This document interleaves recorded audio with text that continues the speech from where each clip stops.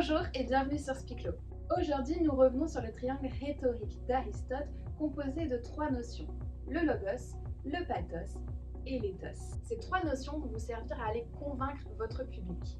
Si vous n'avez pas encore vu la première vidéo consacrée au logos, je vous invite à le faire. Aujourd'hui, on s'intéresse au pathos. Le pathos, ça va être votre capacité à aller toucher votre auditoire.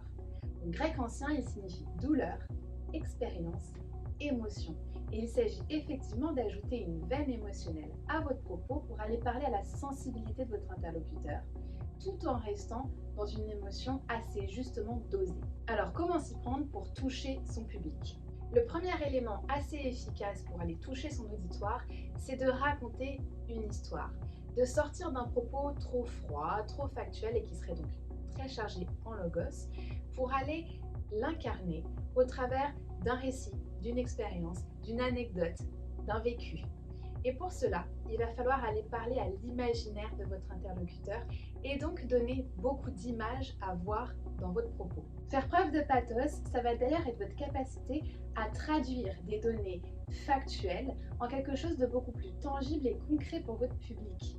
Trouvez des exemples concrets, précis, et pour trouver ces exemples, servez-vous de son système de valeurs personnelles, professionnelles, culturelles.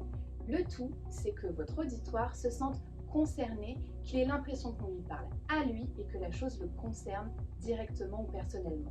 Par exemple, si je travaille pour une association de santé et que je veux mettre en lumière une certaine pathologie, je pourrais commencer en disant que cette maladie touche tant de personnes dans le monde. Et cela va sans doute s'exprimer en un chiffre assez énorme de millions, voire de milliards de personnes. Mais je pourrais ajouter que cela concerne aussi, par exemple, un Français sur 3. Je déplace la focale d'un chiffre assez énorme et peu parlant en un chiffre beaucoup plus concret qui va parler spécifiquement à mon interlocuteur. Et c'est ça, faire preuve de pathos, trouver l'argument qui va faire mouche et qui va parler au spectre émotionnel de mon public. Le pathos, il est donc essentiel pour rendre votre discours parlant, percutant. Mais le danger, c'est de trop en faire. Le but du pathos, ce n'est pas du tout d'aller faire rire aux éclats ou de faire pleurer dans les chaumières.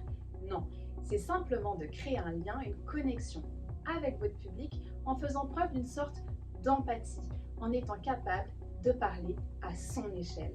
Un usage trop excessif du pathos, il peut vous faire tomber dans la manipulation, voire la démagogie, de grands dangers de la prise de parole en public. Alors entraînez-vous au pathos de manière équilibrée avec le logos et je vous retrouve dès la semaine prochaine pour une nouvelle vidéo Spiclo.